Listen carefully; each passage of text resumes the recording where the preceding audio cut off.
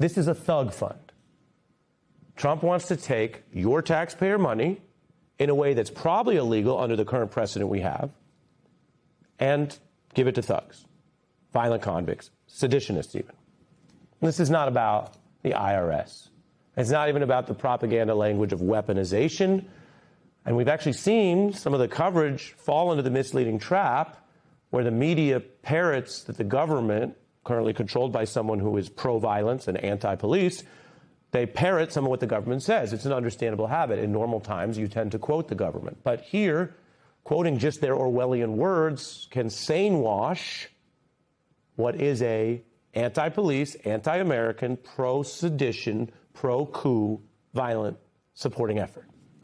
So even amid the outcry, there are headlines that seem to miss how bad this is by discussing it in terms of a, quote, settlement or money or compensation for Trump's allies as part of a lawsuit settlement.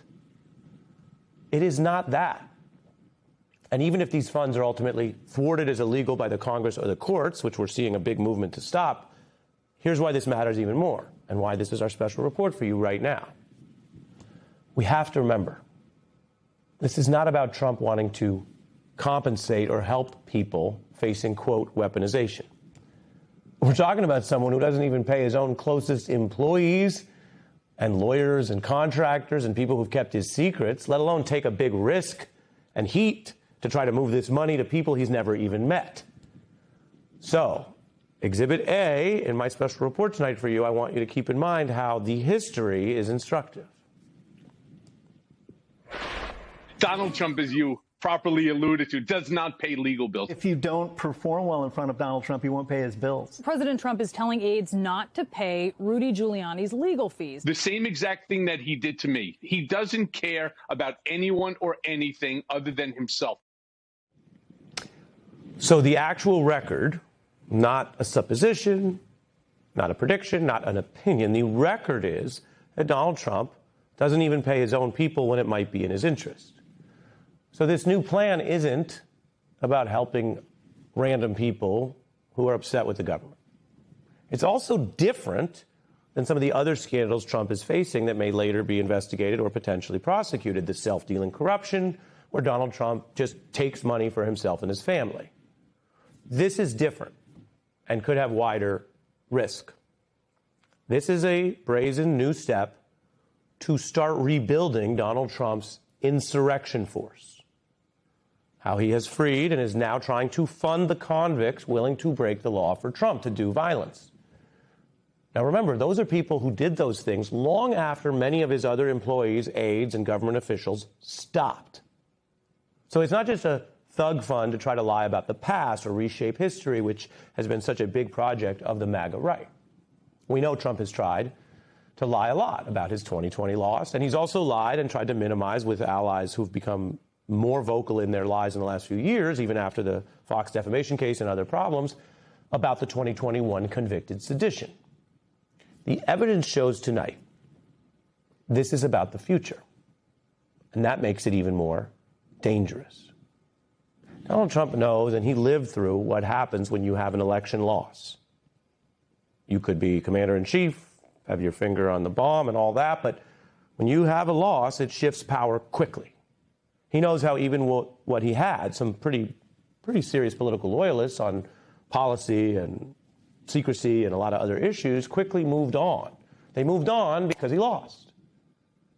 So if Donald Trump's Republican Party, which, as yesterday's primaries show, is definitely Trump's for the time being, if that party loses in 2028, he remembers how quickly people shift. And he knows, Donald Trump knows, that he and his team and his family will be facing legal liabilities that dwarf the first term. That's when he left office after the failed insurrection. He became the first former president ever indicted. There's more tentacles, more problem, more corruption now. And even if he doesn't think that he would actually wind up indicted and in jail again, and he has a better Supreme Court shield, he and his family would be spending potentially years in at least the investigation of those issues, if not more, if the DOJ goes back to an independent format. And Trump lost in court. He lost those officials last time after the loss. He turned to more desperate and aggressive measures. And we tracked it in these plots, which were notably indicted. Over time, things that started out lawful, of course, you can file lawsuits, the top arrow you see, turned red and indicted over time, culminating in the insurrection that Trump now supports with these individuals he's now brazenly, publicly trying to fund with your money.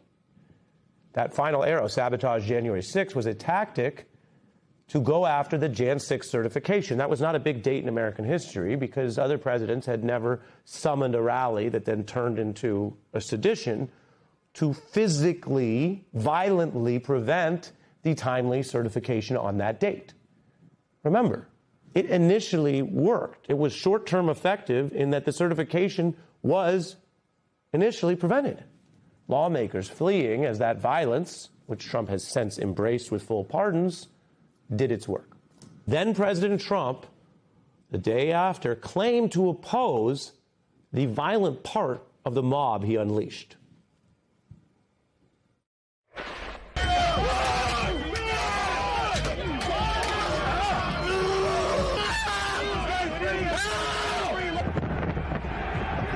Like all Americans, I am outraged by the violence, lawlessness, and mayhem. To those who engaged in the acts of violence and destruction, you do not represent our country. And to those who broke the law, you will pay. Trump did not want them to pay. He was lying. But Donald Trump showed that those violent convicts do indeed represent his vision of the country he would want, the partisan, lawless part of the country that he would like to lead against everyone else, which still means against the majority of us. Donald Trump now previewing potentially new, broader pardons before he leaves this term. And when you look at that kind of reporting, you have to remember, pardons are for criminals.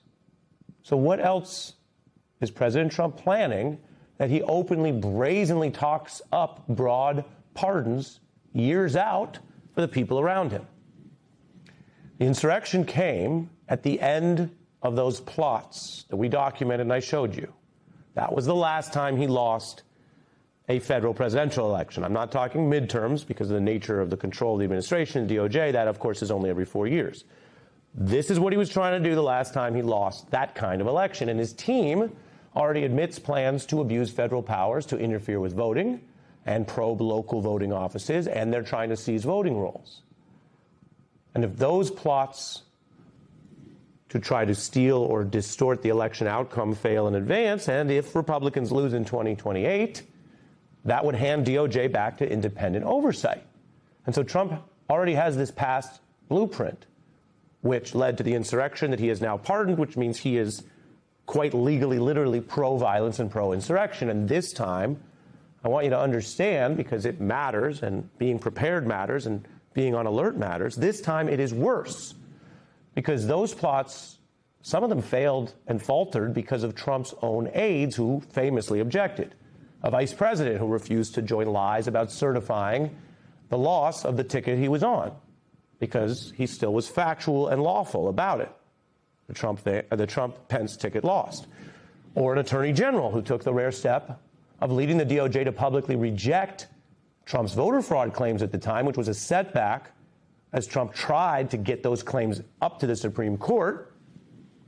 It failed in those appeals then. Plots that faltered partly because those officials, who were, of course, politically loyal to Trump and arch-conservative in their beliefs, but they did refuse at the end to break the law. It includes also the indelible Trump stain on American history of his own VP certifying the actual results of the election, as Trump's fans quite literally clamored to assassinate and hang him. Some of the fans who were there that day, of course, are later convicted, and Trump has now freed them, which shows you exactly where he stands on efforts to assassinate even his running mate, vice president, who was a heartbeat from the presidency. He freed them. And in his short time at the top of the job, we've seen that he is soft on crime, coddles criminals, is willing to lie. I mean, that's just in the first weeks. We are a long way from the first term. I repeatedly told the president in no uncertain terms that I did not see evidence of fraud. I made it clear I did not agree with the idea of saying the election was stolen and putting out this stuff, which I told the president was bull. Today, a grand jury sitting in the Eastern District of North Carolina returned an indictment against James Comey on 2 counts. I love working for President Trump. I love you, sir. This is the historical record that you have to view more widely to understand this thug fund, which is still being called by other names, even by some of its critics. But if you take money and give it to violent convicts who attack police, who are thugs in every sense of the word, it's a thug fund.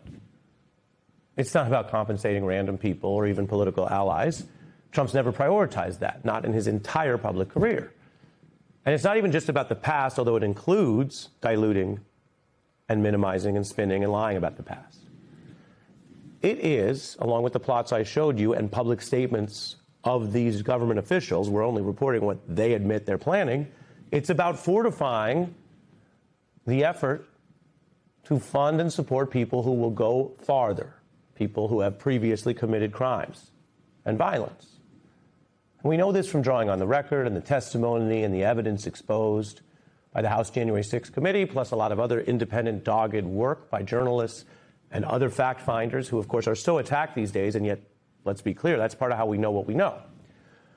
Now, you might say, okay, Ari, this give me a lot of negative. Well, sometimes to get to the positive, we have to face the negative quite squarely rather than minimize it or look away. I can tell you that some lawmakers are moving faster this time than the first term to confront the thug fund and this effort and what it says about the very uncomfortable fact that we have a pro-sedition, pro-violence leader of the country right now. This is what Congressman Raskin is now warning is the looting of the taxpayers to fund a dangerous private militia.